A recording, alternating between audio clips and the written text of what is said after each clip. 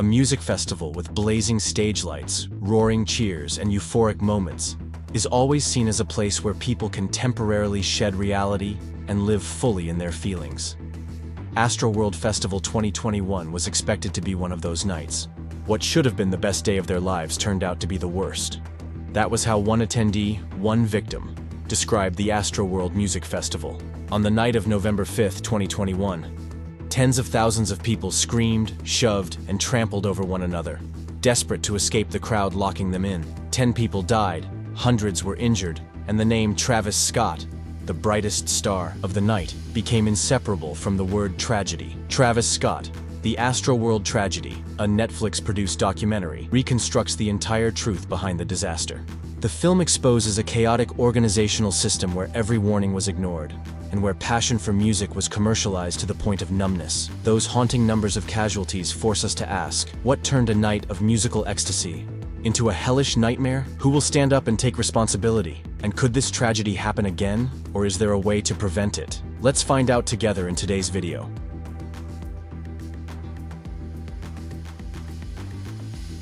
Travis Scott is one of the most influential hip-hop artists of the past decade.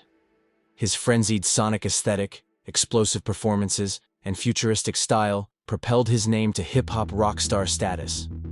Every show of his was a true seismic event, as tens of thousands of fans whipped themselves into a frenzy, bouncing to punishing beats, sometimes to the point of losing control. Travis Scott arrived at exactly the right place and time to satisfy what his fans craved. Modern life is dense with stress and pressure. In that whirlwind, people yearn for something wild and unrestrained, a space where they can feel free, if only for a moment. Out of that spirit, the Astroworld Festival was born. Travis's dream, his brainchild. Inspired by a childhood amusement park in his hometown of Houston that was torn down, Travis created a completely different world for himself and his fans. From its first edition in 2018, Astroworld quickly became one of the most talked about music events in the US. In 2019, the festival returned bigger than before, with a more famous lineup and a more explosive sound. But just as the party began, it hit a wall: the global outbreak of COVID-19. Astroworld 2020 was forced to cancel. A year later, Travis announced the return of the wildest music festival, promising release, liberation for fans after the suffocation of lockdowns and quarantines. The news sent people in Houston and devoted fans everywhere into a state of giddy excitement. They didn't foresee that, with excitement pushed to its limit, the line between rapture and chaos would blur. A grand music festival would become an unforgettable tragedy.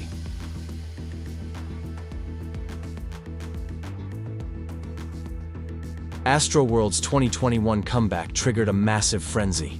Tickets sold out within just the first 30 minutes. Most attendees came because they loved Travis Scott's music and wanted to revel in the festival's feverish atmosphere as a reward to themselves after relentless everyday grind. The festival was scheduled to open its gates at 10 a.m., but fans were already setting out at dawn, traveling long distances to Houston, determined to give everything, lining up early outside NRG Park to secure good spots. At around 9 a.m., as opening time approached, fans started shouting, pushing, and shoving, leaving several people with minor injuries right at the checkpoint. At 10 a.m., the moment the gates opened, the crowd immediately flooded into the festival grounds. Thousands of fans knocked down barricades and rushed past ticket checks to hit the merch area. Security staff were stunned, unsure how to handle the sudden chaos. Houston police had been hired to help maintain order, but they too were powerless. The entry area spun completely out of control. Many people without tickets climbed the fencing and slipped in from different directions. After the opening hour, turmoil, the mood at Astroworld turned euphoric again. Travis Scott had resurrected his childhood amusement park with his own influence. Fans immersed themselves in a carnival buzz, rides and attractions, new friends united by shared passion, and dozens of sets from guest artists playing throughout the day on a large stage.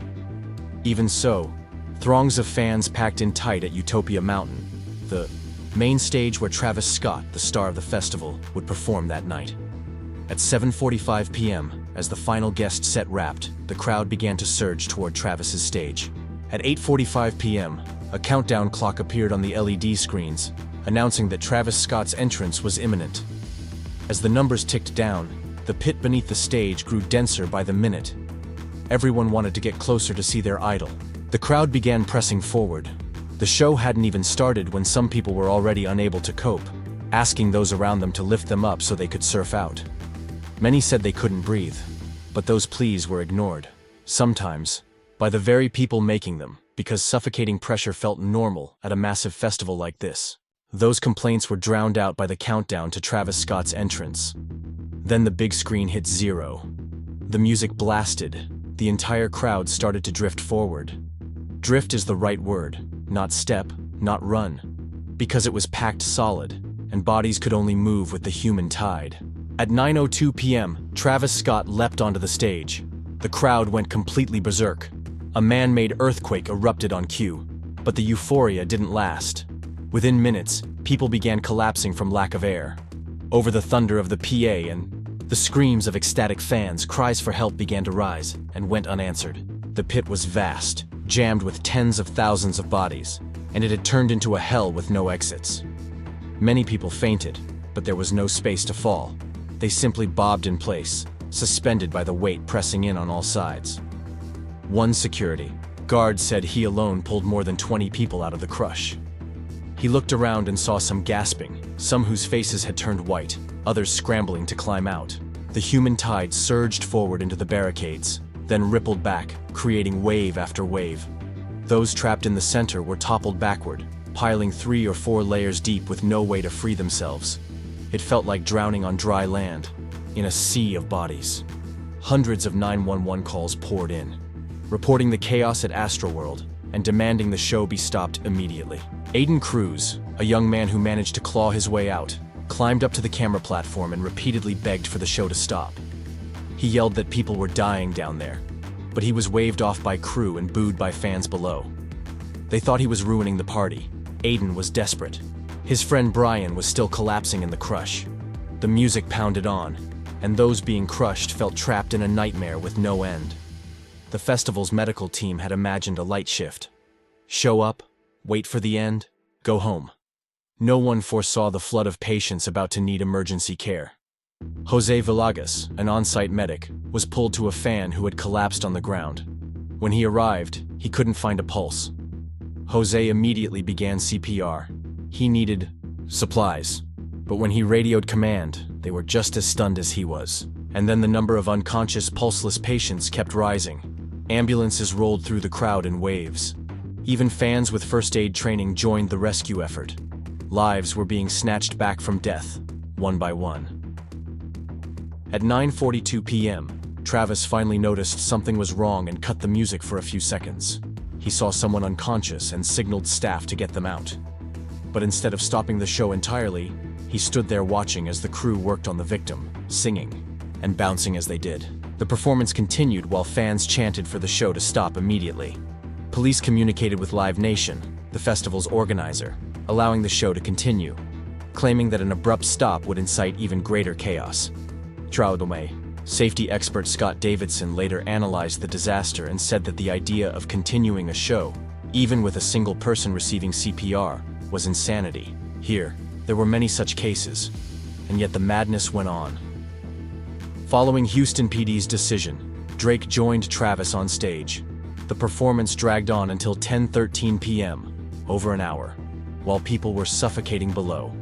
When Travis Scott finally left the stage, the crowd began to disperse. Many sprinted around looking for friends and family, hoping they had made it out. There were tearful reunions, like yanking a foot back from death's door. But there were also people stunned, shattered, realizing their loved one was gone forever. Hundreds were hospitalized. 10 victims ultimately died from compressive asphyxia. All were under 30.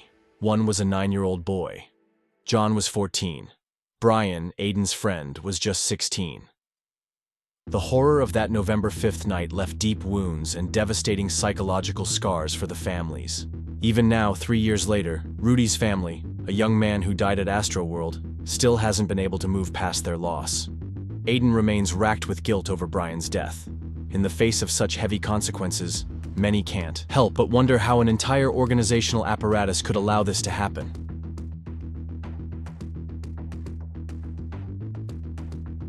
The next morning, the media exploded with coverage of the catastrophic show.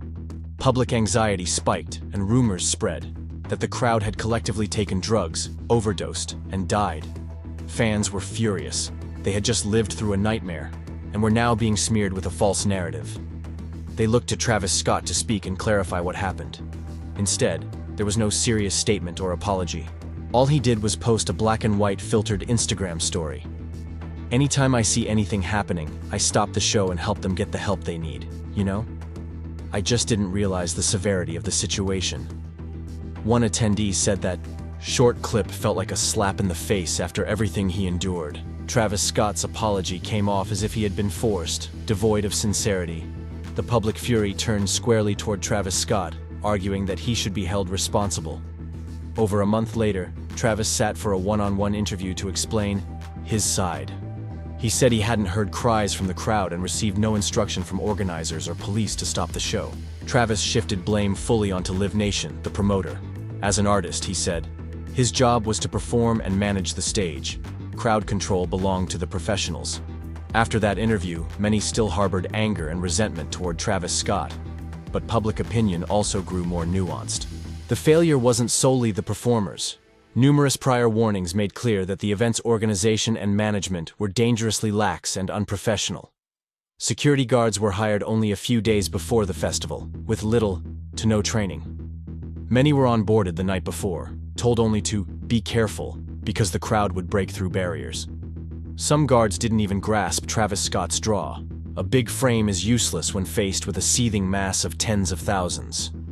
The weakness of the security plan was obvious from the moment the gates opened. Yet no additional measures were implemented. Barricades knocked down by people without tickets weren't reinforced. In contrast to security's ignorance, Live Nation, Travis's direct partner, surely knew all about Travis's fanbase. Past events had already drawn criticism because he encouraged unruly crowd behavior. In Switzerland in 2015, Travis halted a show and shouted into the mic, "Get that!" when a fan tried to yank off his shoes. At another show, he urged fans to jump from a balcony. The wildness at his concerts was predictable, and Live Nation's planning was baffling. They sold 50,000 tickets. The actual number present was unknowable, because so many crashed the gates. Yet Live Nation prepared a main stage for Travis with an estimated capacity of around 35,000. Even stranger, they designed the viewing area in a way that seemed almost thoughtless. The GA section was divided into 4 pens with a cross-shaped aisle in the middle, but there was only one entry point, on stage right.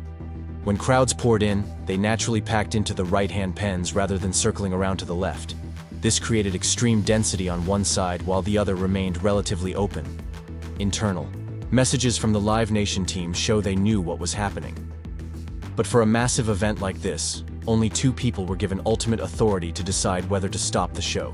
When disaster struck and everyone went scrambling to find those 2 key decision-makers, they couldn't be located anywhere in the sea of bodies. A crowd control expert concluded that Astroworld's failures shared a common denominator: a failure to speak truth to power. There were many chances to raise the alarm. The event team knew something terrible was likely, and chose silence. A hired photographer later recounted that, after the incident, Live Nation convened an emergency meeting. But, instead of addressing root causes, instructed everyone to keep quiet with the press. They were worried about brand damage and profits. In the end, lawsuits against Live Nation, Travis Scott, and other parties were settled out of court for undisclosed sums. There was no public judgment against those who orchestrated the November 5th nightmare.